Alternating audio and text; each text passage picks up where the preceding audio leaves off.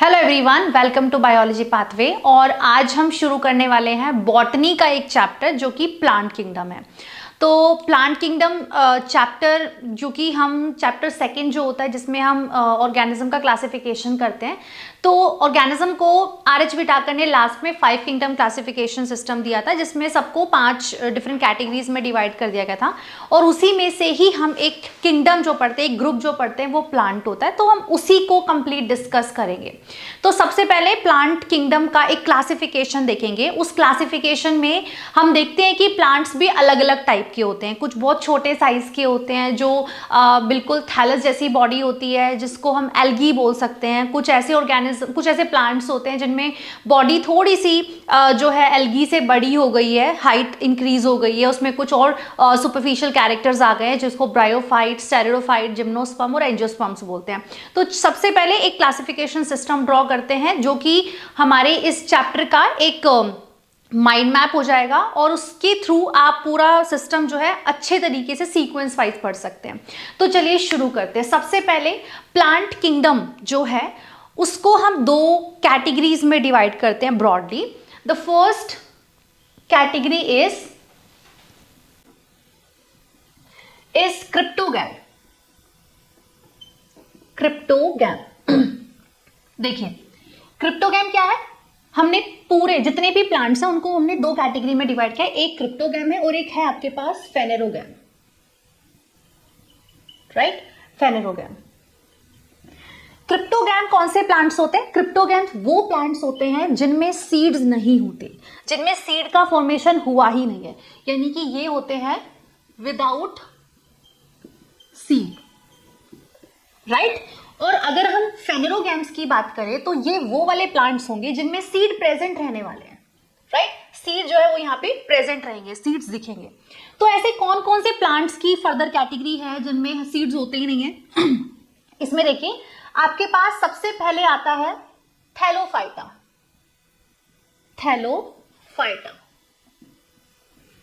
Thallophyta में हम एक ही कैटेगरी, एक ही ग्रुप ऑफ प्लांट पढ़ते हैं जो है हमारे पास एल्गी। और आज की हम इस वीडियो में स्पेसिफिकली हम एल्गी को ही डिस्कस करने वाले हैं, राइट। उसके बाद हमारे पास थैलोफाइटा के बाद आता है ब्रायोफाइट्स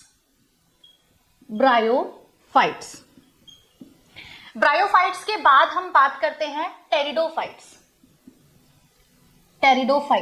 टेरिडोफाइट्स वो प्लांट्स हैं जिनमें सबसे फर्स्ट टाइम जो है टेरेस्टेरियल प्लांट्स हैं जिनमें वैस्कुलर टिश्यू का फॉर्मेशन शुरू हो गया था बनना।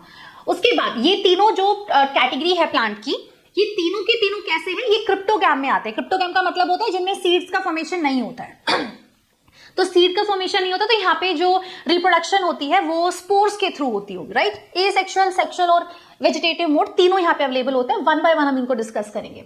उसके बाद जब हम फेनेरोगैम की बात करते हैं तो यहाँ पे हमारे पास प्लांट्स आते हैं। एक तो आता है जिम्नोस्पर्म और सेकेंड है हमारे पास एंजियोस्पर्म जिसको हम फ्लावरिंग प्लांट्स भी बोलते हैं, यानी कि ये सबसे हाईली इवॉल्व्ड कैटेगरी हो गई है हमारे प्लांट्स की, एंजियोस्पर्म।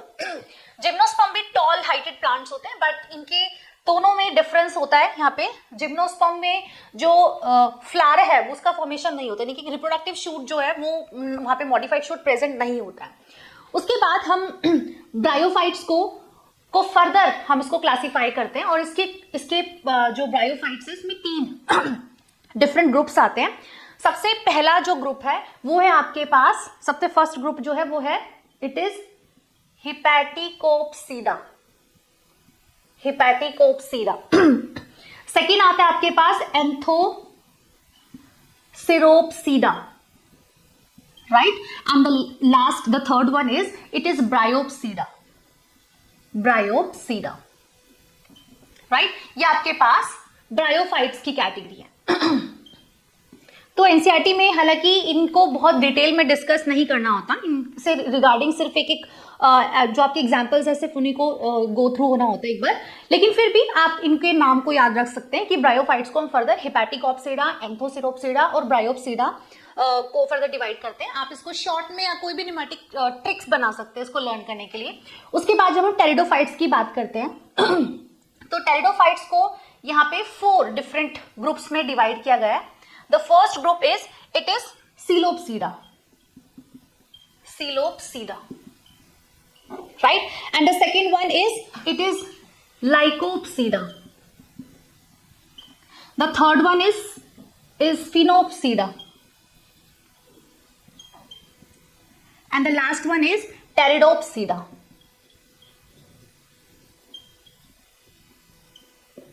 Right? उसके बाद जब हम इसको क्लासिफाई करते हैं तो जिम्नोस्पर्म को भी क्लासिफाई करेंगे फर्दर, और फिर एंजियोस्पर्म को हम डिवाइड करते हैं मोनोकोट्स और डाइकोट्स में. राइट? जिम्नोस्पर्म की कैटेगरी भी मैं आपको बता देती हूं.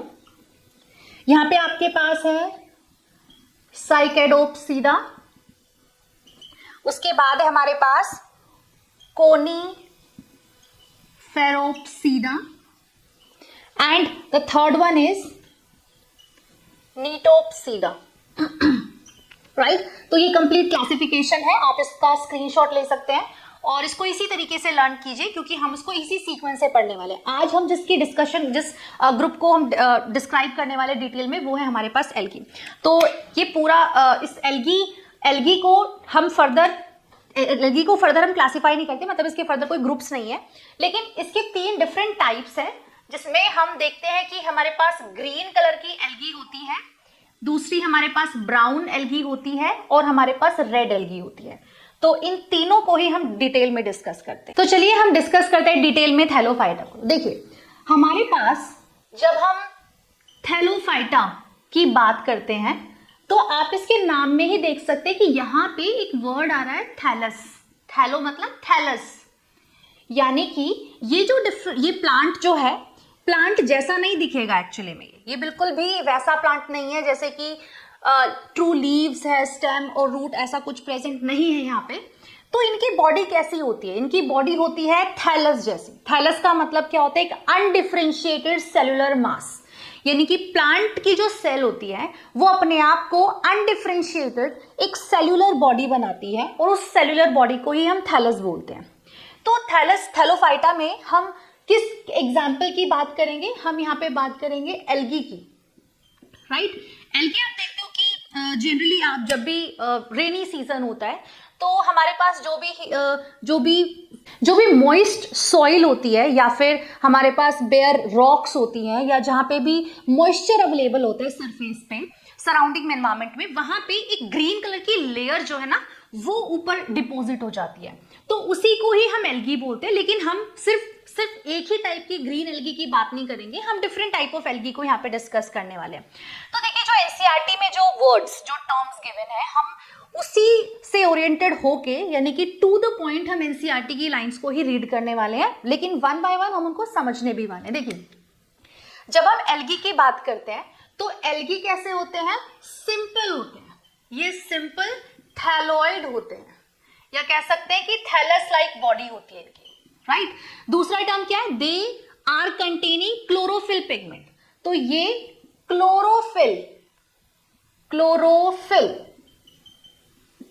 क्लोरोफिल कंटेनिंग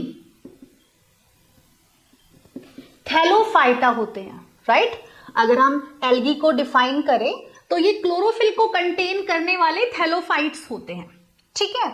इसके अलावा क्या है? हैबिटेट की बात करते हैं. कहां पे रहते हैं ये? मोस्टली जो एल्गी होते हैं वो एक्वाटिक होते हैं. एक्वाटिक यानी कि पानी में ही रहेंगे, लेकिन जरूरी नहीं है कि सारे ही पानी में रहेंगे. कुछ ऐसे भी हैं जिनको मॉइस्चर अगर थोड़ा बहुत मिलेगा तो वहां पे भी वो ग्रो कर सकते हैं. एक्वाटिक है तो कुछ ऐसे होंगे जो कि मरीन वाटर में रहेंगे, कुछ ऐसे होंगे जो कि फ्रेश वाटर में रहेंगे. दोनों ही कंडीशन यहाँ पे पॉसिबल हो सकती है. हालांकि कभी कभी कुछ एल्गी ऐसे होते हैं जो कि एनिमल की बॉडी पे भी ग्रो कर जाते हैं. जैसे कि एग्जांपल दिया हुआ है स्लॉथ बियर, यानी कि जो बियर है उसके ऊपर जो फर होता है, उस फर के ऊपर भी उस एल्गी की डिपोजिशन हो जाती है, तो वहां पे भी एल्गी ग्रो करती है. इसके अलावा और कभी कभी जो एल्गी है वो फंगस के साथ, राइट, फंगस के साथ एसोसिएट होके लाइकेन भी बनाती है. ये भी आप यहाँ पे ध्यान रखिएगा कि एल्गी एनिमल की बॉडी पे भी रह रही है, एल्गी मॉइस्ट सरफेस पे भी रह रही है, एल्गी पानी में भी रह रही है, और एल्गी जो है वो फंगस। देखिए सबसे पहले ना कुछ हुआ ये था कि फंगस को पहले हम प्लांट की कैटेगरी में रखते थे। जब अर्लियर क्लासिफिकेशन सिस्टम्स आए थे, 2 kingdom classification, 3 kingdom classification, 4 then 5, तो शुरुआत में फंगस को हमने प्लांट की कैटेगरी में रखा था क्योंकि उसमें सेल वॉल होती है, लेकिन बाद में उसके फीचर्स इतने डिफरेंट हुए कि हमने फंगस को फिर अलग ही कैटेगरी में रख दिया। लेकिन ये जो एल्गी है और फंगस का एक क्लोज एसोसिएशन होता है, मतलब इनका एक म्यूचुअल रिलेशनशिप होता है जिसमें दोनों एक दूसरे को बेनिफिट प्रोवाइड कराते हैं, और इस एसोसिएशन को, जो कि दोनों एक दूसरे पर इतने ज्यादा डिपेंडेंट है कि इनको अलग करेंगे तो ये दोनों एक दूसरे से अलग होके रह नहीं पाएंगे, तो उस एसोसिएशन को यहाँ पे हमने लाइकेन बोला है, राइट। तो लाइकेन भी यहाँ पे एल्गी और फंगस का एसोसिएशन है। इसके अलावा हमारे पास अदर डिफरेंट जो वेराइटीज ऑफ हैबिटेट है वो इसके एल्गी के हो सकते हैं। इसके अलावा अब हम नेक्स्ट बात करते हैं कि इसकी डिफरेंट साइज है और फॉर्म्स है, यानी कि अलग अलग फॉर्म्स में भी अवेलेबल है। जैसे कि एग्जांपल देखते हैं, जैसे कि हमारे पास एक एग्जांपल है वॉल्वॉक्स। अगर आप अपनी एनसीईआरटी का एक पेज देखेंगे जिसमें एनसीईआरटी साथ में रखना अपने पास में, ताकि आप वहां पे डायग्राम्स देख सके। बाकी डायग्राम स्क्रीन पे भी आ रहे होंगे। वॉल्वॉक्स को अगर आप देखोगे बिल्कुल बॉल जैसा है, राइट, ये बॉल जैसा है। तो ये वॉल्वॉक्स जो है ये कॉलोनीज होती है, एल्गी की कॉलोनीज होती है यहाँ पे, ठीक है। और इसका जो शेप है वो कैसा है, स्फेरिकल है, इसका शेप स्फेरिकल है, और ये यूनिसेलर भी है। यूनिसेलर मतलब एक ही सेल का बना हुआ, और ये सेल जो है वो कॉलोनीज में रह रही है। जो आपके पास एल्गी है वो यूनिसेलर है यहाँ पे वॉल्वॉक्स, और ये कॉलोनीज में रह रही है, तो इसलिए इसका जो स्ट्रक्चर है वो एकदम स्फेरिकल हो गया। इसके अलावा कुछ ऐसी भी एल्गी होती है जो कि फिलामेंटस होती है, फिलामेंटस। तो उसमें एग्जाम्पल हम लेते हैं यूलोथ्रिक्स का। यूलोथ्रिक्स का जब आप देखेंगे तो स्ट्रिप जैसी अपीयरेंस है, बिल्कुल ग्रीन कलर का स्ट्रिप जैसी अपीयरेंस होती है, फिलामेंटस होता है। तो देख सकते हो कि गोल भी है, स्ट्रिप जैसे भी है। और अभी ब्राउन एल्गी आप देखोगे किस तरीके से डिक्टियोटा है, सरगैसम है। तो ये बेसिकली यहाँ पे ब्रांच और अनब्रांच स्ट्रक्चर बना रहे हैं। इस तरीके की बॉडी फॉर्म्स भी यहाँ पे अवेलेबल होती हैं। इसके अलावा यूरोथ्रिक्स के अलावा एक और एग्जाम्पल है, वो है आपके पास स्पाइरोगायरा। स्पाइरोगायरा भी फिलामेंटस होता है। यानी कि कहने का मतलब होता है कि कुछ ऐसे होते हैं जो कि कॉलोनीज में रहते हैं, कुछ ऐसे होते हैं जो सिंगल है फिलामेंटस फॉर्म में रहते हैं। तो ये दोनों ही एग्जांपल जो है ये इंपॉर्टेंट है, आप इस तरीके से याद रख सकते हैं। आपने वोल्वो बस देखी ना, तो वोल्वो जो है वो कॉलोनीज में चलती है, राइट। तो वॉल्वॉक्स जो है वो कॉलोनीज की फॉर्म में रहते हैं। अब ज्यादा ध्यान देना यहाँ पे, जब आप डायग्राम को देखोगे, आप इसको जूम करके देखोगे तो आपको पता चलेगा कि इस वॉल्वॉक्स के अंदर कुछ कॉलोनीज भी है, राइट। तो यहाँ पे डायग्राम को अच्छे से देखना और समझना बहुत जरूरी है, क्योंकि क्वेश्चन कहीं से भी बन सकता है। उसके बाद देखते हैं हम, एक मरीन फॉर्म होती है, मतलब एक ऐसी एल्गी है जो एक्चुअली में ब्राउन एल्गी है, राइट। उसको वो ब्राउन एल्गी है, और ब्राउन एल्गी ज्यादातर मरीन हैबिटेट में रहती है, यानी कि सॉल्टी वाटर जो होता है वहां पे रहती है। और ये बहुत ही ह्यूज फॉर्म में रहती है, यानी कि बहुत ही बड़े, अप टू 100 मीटर तक इसका साइज होता है। और इसको हम बोलते हैं कैल्प। क्या बोलते हैं? कैल्प्स। तो कैल्प्स क्या होते हैं? कैल्प्स बेसिकली एक ऐसी एल्गी है जो कि ब्राउन एल्गी का टाइप है, जो कि मरीन है, और ये अपने बहुत बड़े ह्यूज साइज के लिए जानी जाती है।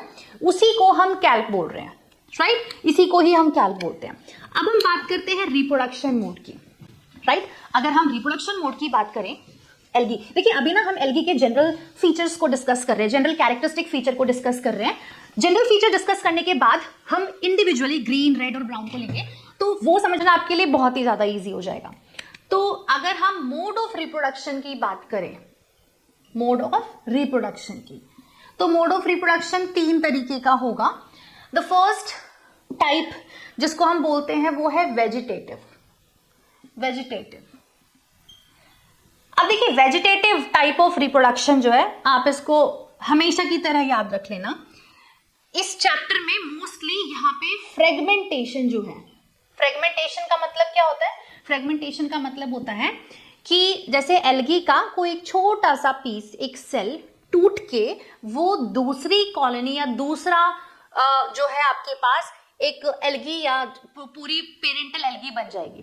तो इसको हम बाय फ्रेगमेंटेशन मोड बोलते हैं, जो कि वेजिटेटिव का टाइप है, यानी कि वेजिटेटिव मोड ऑफ रिप्रोडक्शन यहाँ पे किसके थ्रू होता है, बाय फ्रेगमेंटेशन होता है। Means each fragment it will develop into an thallus like body, right. हर एक इंडिविजुअल फ्रेगमेंट, चाहे उस स्पाइरोगायरा के उसके कितने भी पीसेस हो जाए, तो हर एक पीस जो है वो एक थैलस बॉडी की तरह काम करेगा।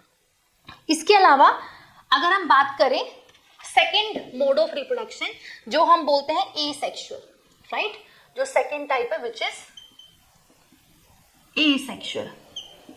यहाँ पे एसेक्सुअल मोड ऑफ रिप्रोडक्शन होता है by spores, right, by spores, यानी कि बहुत सारे स्पोर्स बनेंगे। तो स्पोर्स में स्पेसिफिकली यहाँ पे मैं मेंशन कर रही हूँ ज़ूओस्पोर्स के। और ज़ूओस्पोर्स को ऐसे याद रखना, ज़ू का मतलब क्या होता है, एनिमल्स, राइट। ज़ू का मतलब क्या होता है, एनिमल्स। और एनिमल्स हमेशा चलते रहते हैं, एनिमल्स कभी एक जगह पर रहते नहीं है।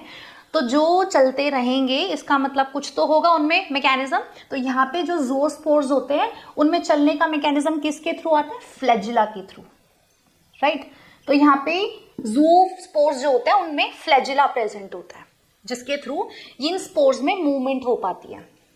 इसके अलावा एक और यहाँ पे हम देखेंगे थर्ड मोड ऑफ रिप्रोडक्शन, जो कि आपका सेक्सुअल मोड ऑफ रिप्रोडक्शन है। इसको इरेज कर देते हैं। यहाँ पे देखिए third type is sexual mode. अगर हम सेक्सुअल मोड की बात करें तो यहाँ पे ऑब्वियसली यहाँ पे गैमेट का फॉर्मेशन होगा और यहाँ पे गैमेट का फ्यूजन होगा। यहाँ पे फ्यूजन ऑफ गैमेट की बात होगी, राइट, यानी कि एक मेल गैमेट होगा और एक फीमेल गैमेट होगा। इसको एनसीईआरटी में ना थोड़ा पैराग्राफ के फॉर्म में दिया हुआ है, उसको थोड़ा सा सिंप्लीफाई करते हैं। देखिए सेक्सुअल मोड ऑफ रिप्रोडक्शन है, गैमेट बन रहे हैं, गैमेट का फ्यूजन होगा। तो यहाँ पे किस किस तरीके के स्पोर्स बनेंगे, देखिए अगर हमारे पास दो कंडीशन आएगी, दो कंडीशन में आप डिवाइड कर लीजिए। या तो वो जो गैमेट्स होंगे, स्पोर्स नहीं, यहाँ पे गैमेट्स जो है वो या तो फ्लैजिलेटेड होंगे, फ्लैजिलेटेड, या फिर कैसे होंगे, नॉन फ्लैजिलेटेड, राइट। या तो फ्लैजिलेटेड है, यानी कि मान लो ये कोई एल्गी है और इसमें ये for example this is Chlamydomonas, तो उसमें आप देखते हैं ना कि इस तरीके से ये फ्लैजिला प्रेजेंट होते हैं। तो यहाँ पे आपके पास फ्लैजिला प्रेजेंट है, ऐसा हो सकता है उस गैमेट में, या हो सकता है कि फ्लैजिला नहीं प्रेजेंट है। तो अगर फ्लैजिला प्रेजेंट है और अगर दोनों के दोनों जो गैमेट है वो सिमिलर इन साइज है, सिमिलर इन साइज, यानी कि दोनों का साइज सेम है, ऐसा नहीं है कि कोई एक गैमेट बड़ा है या छोटा है, दोनों के दोनों साइज सेम के है। इसका जो एग्जाम्पल आपको याद रखना है वो क्या याद रखना है, यूलोथ्रिक्स, यूलोथ्रिक्स। अब दोबारा से देखो, यूलोथ्रिक्स में जो सेक्सुअल रिप्रोडक्शन होती है तो उसमें जो गैमेट होते हैं वो कैसे होते हैं, फ्लैजिलेटेड होते हैं, और दोनों कैसे होते हैं, सेम साइज के होते हैं। स्टार लगा लेना भाई, इस चीज को स्टार लगा लेना। और एक चीज और, जब भी आप एनसीईआरटी को पढ़ते हैं तो एक पैराग्राफ रीड करने के बाद उस पैराग्राफ में से क्वेश्चन बनाना स्टार्ट कीजिए। उसको रीड करना, उसको समझना ही काफी नहीं है। जब तक आप दो कदम आगे की नहीं सोचोगे, जब तक आप क्वेश्चन नहीं फ्रेम करोगे, तब तक आपको चीजें लर्न नहीं होगी। और एनसीईआरटी में जैसे प्लांट किंगडम है या एनिमल किंगडम है, इन चैप्टर्स में इतना डेटा है कि आपको याद करने के लिए या तो बहुत ओवर आपको पढ़ना पड़ेगा, एक्सेसिवली आप उसको मेमोराइज करना पड़ेगा, और जो चीज़ मेमोराइज होंगी वो ज़्यादा टाइम के लिए रिटेन नहीं हो पाती। तो उसके लिए आपको एक्सपीरियंस चाहिए। और एक्सपीरियंस कैसे आएगा, लर्न करने का एक्सपीरियंस कैसे आएगा, जब आप क्वेश्चन को फ्रेम करना, लाइक क्वेश्चन बनाना सीख जाओगे, ठीक है। तो आपको एज इट इज लर्न हो जाएंगी सारी लाइनें एनसीईआरटी की, कहाँ से कोई ऑप्शन बना है तो वो ऑप्शन गलत है। उसके बाद अब यहाँ पे आते हैं, टॉपिक पे आते हैं। जब आप नॉन फ्लैजिलेटेड, यानी कि अब हमारे पास ऐसे गैमेट्स हैं जिनमें फ्लैजिला है ही नहीं, राइट। तो अगर फ्लैजिला नहीं है लेकिन फिर भी चलिए ये सिमिलर साइज के हैं, यानी कि साइज इनका सेम है, तो इसका जो एग्जाम्पल आपको पढ़ना है वो है हमारे पास स्पाइरोगायरा, राइट। स्पाइरोगायरा कैसा होता है, फिलामेंटस होता है, स्पाइरोगायरा फिलामेंटस होता है। तो यूलोथ्रिक्स कैसा है, जिसमें फ्लैजिला प्रेजेंट है। स्पाइरोगायरा में आप देख सकते हो ना, ऐसा होता है स्पाइरोगायरा, अपनी बुक में देखिएगा। आपको कोई फ्लैजिला दिख रहा है? यहाँ पे कोई फ्लैजिला नहीं है। तो यहाँ पे स्पाइरोगायरा जो है वो नॉन फ्लैजिलेटेड होता है, लेकिन इसके जो गैमीट्स होते हैं दोनों के दोनों सिमिलर साइज के होते हैं। अब आप देखिए एक और क्लासिफिकेशन, इसको हम फ्लैजिलेटेड को हम फर्दर डिवाइड करेंगे। इसके लिए मुझे इसको इरेज करना पड़ेगा। देखिए यहाँ पे इसको मैं ऊपर ले जा रही हूँ, राइट। अब देखिए दो कंडीशन होती है, एक तो होती है isogamous, right, similar in size है, मतलब कि गैमीट जो है वो सेम साइज के हैं, सेम साइज है, इसलिए हमने आइसोगैमस, आइसो मतलब सिमिलर साइज के गैमीट्स। और अगर डिफरेंट साइज के गैमीट्स होते हैं तो उसके लिए टर्म क्या आती है? अनआइसोगैमस, ठीक है, अनआइसोगैमस, आइसोगैमस और अनआइसोगैमस। एक और कंडीशन होती है, इसको बोलते हैं ओगैमस, ओगैमस, राइट। अब देखो दो चीजें देखना, अगर मान लीजिए कोई एक फीमेल गैमीट है, फीमेल गैमीट कैसा होता है? Female gamete, female gamete size, female gamete का साइज जो होता है वो होता है बड़ा, यानी कि साइज जो होता है वो होता है बिग या लार्ज साइज का होता है। Big is not the correct word, large size होता है। लेकिन कैसा होता है? Non motile, non motile. ये मैं किसकी कहानी बता रही हूँ? ये मैं कहानी बता रही हूँ ओगैमस की। मैं ओगैमस को एक्सप्लेन कर रही हूँ कि ओगैमस का मतलब क्या है, कि जब हम ऐसी कंडीशन डील करेंगे जिसमें फीमेल गैमीट जो है उसका साइज तो बड़ा है बट वो खुद नॉन मोटाइल है, लेकिन जब हम मेल गैमीट की बात करेंगे, मेल गैमीट, तो कंडीशन कहीं ऑपोजिट है, यानी कि इसका साइज तो हो जाता है स्मॉल, लेकिन ये हो जाता है आपके पास मोटाइल। उसकी नीड भी है, क्योंकि अगर दोनों के दोनों नॉन मोटाइल होंगे तो यानी कि दोनों के फ्यूजन के लिए कोई ना कोई मैकेनिज्म तो चाहिए। वो mechanism may be gametes water में रिलीज हो रहे हो, जिसकी वजह से वाटर करंट के थ्रू जो फीमेल गैमीट है या जो मेल गैमीट है वो फीमेल गैमीट के कांटेक्ट में आके फ्यूज हो सकते हैं। लेकिन अगर हमारे जो एल्गी है वो वाटर में नहीं है, वो मान लीजिए किसी मॉइस्ट कंडीशन में है, तो ऑब्वियसली उस केस में जो हमारा गैमीट है, मेल गैमीट, उसको साइज में छोटा होना पड़ेगा, क्योंकि उसके अंदर मोटिलिटी भी आनी है। जो चीज़ बड़ी हो जाएगी, हैवी हो जाएगी, उसके लिए मूवमेंट उतनी ही डिफिकल्ट हो जाएगी। और जो चीज़ साइज में छोटी है, उस छोटी स्ट्रक्चर में अगर फ्लैजिला ऐड हो जाते हैं तो मूवमेंट को वो फैसिलिटेट करेंगे, राइट। तो इस तरीके से अनआइसोगैमस कंडीशन में जो दो गैमीट होते हैं, मेल और फीमेल गैमीट, वो ना सिर्फ साइज में डिफर कर रहे हैं बल्कि उनमें जो मोटिलिटी का फैक्टर है वो भी डिफाइन हो रहा है कि किस में होना चाहिए, नहीं होना चाहिए। मेल मोटाइल है और जो फीमेल है वो नॉन मोटाइल। उसके बाद जब हम general characteristic feature of algae को डिस्कस कर लेते हैं, उसके बाद एक पैराग्राफ आता है जिसमें इकोनॉमिक इंपॉर्टेंस ऑफ एल्गी बताई गई है। तो डिस्कस कर लेते हैं कि क्या क्या इकोनॉमिक इंपॉर्टेंस है, right. Economic importance of algae point wise लिखते जाना, या अपनी एनसीईआरटी में ही उसको इस एज इट इज पॉइंट से मार्क कर लीजिएगा कि एल्गी जो होती है वो 50% ऑफ फोटोसिंथेसिस जो है कराती है हमारे एनवायरनमेंट में, यानी कि half of the carbon dioxide fixation is done by the algae in our environment. तो obviously CO2 fixation means the carbon dioxide, right. तो यहाँ पे जो आपके पास more than 50% CO2 fixation through photosynthesis process कौन कराता है? एल्गी, क्योंकि एल्गी बहुत ज्यादा है, राइट। एल्गी बहुत ज्यादा है, इसलिए ज्यादा जो कंट्रीब्यूशन है फोटोसिंथेसिस कराने का या फिर हमारे एनवायरनमेंट में जितना भी CO2 का कॉन्सेंट्रेशन उसको फिक्स करने का, वो क्रेडिट किसको जाता है? एल्गी को देते हैं। दूसरा देखना, क्योंकि फोटोसिंथेसिस बहुत ज़्यादा हो रही है, राइट, और फोटोसिंथेसिस जब होगी तो CO2 को फिक्स किया जाता है और रिलीज क्या होती है? ऑक्सीजन। यानी कि अपने इमीडिएट एनवायरनमेंट में ऑक्सीजन को प्रोवाइड कराना is the another important feature of algae. यानी कि to provide oxygen into their environment, immediate environment में ऑक्सीजन प्रोवाइड करा देते फोटोसिंथेसिस प्रोसेस के थ्रू। तो यानी कि दोनों के दोनों पॉइंट एक दूसरे से इंटरलिंक्ड है यहाँ पे, ठीक है। अब हम थर्ड इंपॉर्टेंट फीचर की बात करते हैं। यहाँ पे जो एल्गी है वो प्राइमरी प्रोड्यूसर की तरह भी काम करती है। प्राइमरी प्रोड्यूसर्स, प्राइमरी प्रोड्यूसर्स कौन होते हैं? क्लास 12th में इकोलॉजी, इकोसिस्टम में हम पढ़ते हैं कि किस तरीके से प्राइमरी प्रोड्यूसर्स जो होते हैं हमारे फूड चेन में, या बोल सकते हैं ट्रॉफिक लेवल जब बनाते हैं तो सबसे बेस जो होता है वो हमारे प्रोड्यूसर्स का होता है। प्रोड्यूसर्स कौन होते हैं? जो प्रोड्यूस करते हैं क्या? Organic matter. और वो कौन होते हैं? प्लांट्स। लेकिन हम अभी प्लांट किंगडम ही पढ़ रहे हैं ना, हम प्लांट किंगडम में यहाँ पे जो एल्गी है उसको डिस्कस कर रहे हैं। तो ये किसकी तरह काम करते हैं? प्राइमरी प्रोड्यूसर्स की तरह काम करते हैं, ठीक है। उसके बाद जो फोर्थ इंपॉर्टेंट फीचर है वो ये है कि बहुत सारी 70% से ज़्यादा एल्गी फूड की तरह यूज़ होती है, as a food supplement use होती है। और उसके लिए हमारे पास 3 एग्जाम्पल है।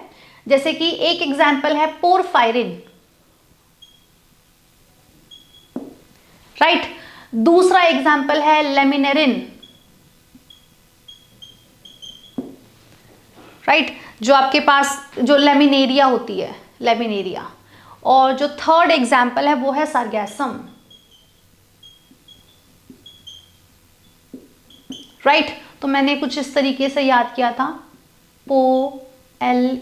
पोलासा, राइट।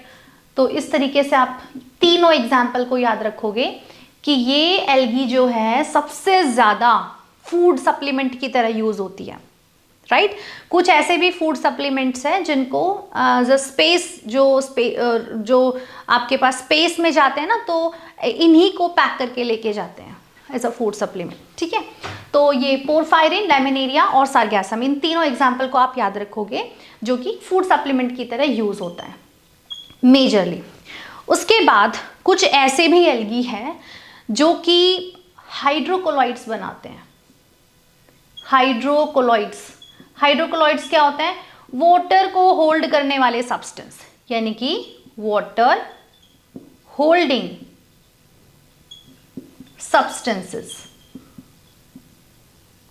हाइड्रोकोलॉइड्स बनाते हैं। तो जनरली इसमें हम किसका क्रेडिट देते हैं? हम देते हैं रेड एल्गी को। रेड और ब्राउन भी, दोनों ही, मरीन ब्राउन एल्गी,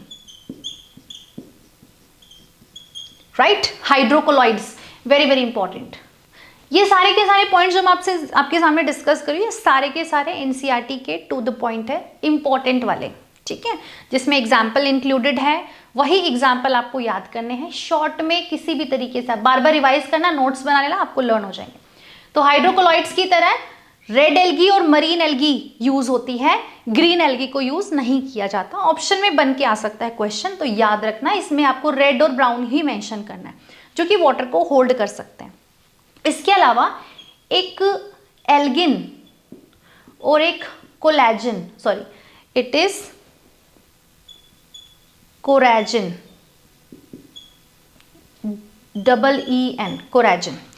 ये एल्गिन जो होती है ये आती है आपके पास, एक ब्राउन एल्गी है, और ये जो कोरेजिन है ये है आपके पास रेड एल्गी। तो ये जो दोनों एल्गी है इनका कमर्शियल यूज है, राइट। कमर्शियल यूज है इनका। कमर्शियल यूज का मतलब क्या होता है? क्योंकि ये हाइड्रोकोलॉइड्स के फॉर्मूलिक इमल्शन बनाने में भी यूज हो सकता है। जैसे कि कोई क्रीम है, टूथपेस्ट है, शेविंग क्रीम है, उसमें इन पर्पस से, डिफरेंट पर्पस से हम कमर्शियली इन दोनों डिफरेंट टाइप ऑफ एल्गी को यूज कर सकते हैं। ये जो एल्गिन है ना, ये क्या है? It is a name of the hydrocolloid, it is not the name of algae, right. ये हाइड्रोकोलॉइड है जो कि ब्राउन एल्गी से बनेगा, ये हाइड्रोकोलॉइड है जो कि रेड एल्गी से बनेगा। इनको कमर्शियल पर्पस से हम यूज कर सकते हैं। 2 और एग्जाम्पल है यहाँ पे, जो कि दोनों के दोनों आपके पास जी अल्फाबेट से हैं, जो कि आपके पास है गैलिडियम और ग्रेसिलेरिया, ग्रेसिलेरिया, राइट। ये दोनों के दोनों जो एल्गी है इनसे क्या बनता है? अगार। क्या बनता है? अगार। अगार क्या होता है? अगार एक पाउडर फॉर्म में मार्केट में अवेलेबल होता है जिससे जेल बनाया जाता है। और उसका यूज क्या है, एप्लीकेशन क्या है? Very very important, MCQ question पूछा जाएगा यहां से। ये यूज किया जाता है to grow microbes, to grow microbes, right. Microbiology के स्टूडेंट्स को अच्छे से पता होगा कि किस तरीके से जो पेट्री प्लेट्स में जब जेल डालते हैं उसी के ऊपर माइक्रो ऑर्गेनिजम्स जो ग्रो करते हैं, बैक्टीरिया है, फंगस है, सब उसी पे ग्रो करते हैं। तो as a medium, as a substrate हम अगार को यूज करते हैं, जो कि किससे बनाया जा रहा है? गैलीडियम और ग्रेसिलेरिया। इससे इतनी बार क्वेश्चन आया है हमेशा कोई भी एग्जाम में, ग्रेसिलेरिया, गैलीडियम, नाम हमेशा के लिए याद कर लीजिए। ग्रेसिलेरिया, गैलीडियम, नाम याद ना भी याद हो, ऑप्शन में आएंगे आपको पता चल जाएगा, गैलीडियम और ग्रेसिलेरिया। और इसका यूज क्या होता है? आइसक्रीम प्रिपरेशन में, आइसक्रीम बनाने में भी इसको यूज किया जाता है, जेलीज बनाने में भी इसको यूज किया जाता है, right.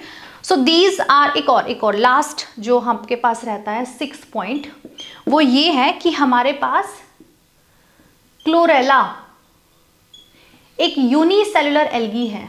It is unicellular algae, right. ये एक यूनिसेलुलर एल्गी है और इस यूनिसेलुलर एल्गी का मेन पर्पस क्या है? It is rich in protein, rich in protein. और ये प्रोटीन में इतनी रिच है इसलिए इसको स्पेस ट्रैवलर जो है, स्पेस ट्रैवलर, वो एज अ फूड सप्लीमेंट उसको यूज करते हैं, क्लोरेला। Very very important. सारे एग्जाम्पल जहां पे भी मैंने स्टार लगाए हैं, पोरफायरिन, लैमिनेरिया, सरगैसम, जिसको फूड सप्लीमेंट की तरह यूज किया जाता है बहुत ज्यादा। हाइड्रोकोलाइड्स में हमने एल्गिन और कोराजिन की बात की है। कोराजिन CR यानी कि रेड एल्गी से ये ड्रॉ की जाएगी, बनाई जाएगी। एल्गिन को बनाया जाएगा ब्राउन एल्गी से। कमर्शियल यूज है, गैलीडियम और ग्रेसिलेरिया अगार बनाएंगे। एप्लीकेशंस ये है। और कोलेरा जो है वो एक यूनिसेलुलर एल्गी है, जो कि जिसकी खास बात यह है कि इसमें बहुत ज़्यादा प्रोटीन होता है, जिसकी वजह से जो स्पेस ट्रैवलर है, जो इसका एग्जांपल मैंने आपको पहले दिया था, जो स्पेस ट्रैवलर है वो अपने साथ लेके जाते हैं एज अ सप्लीमेंट, ठीक है। अब हम 1 बाय 1 डिस्कस करेंगे जो ग्रीन एल्गी है, रेड एल्गी और ब्राउन एल्गी को,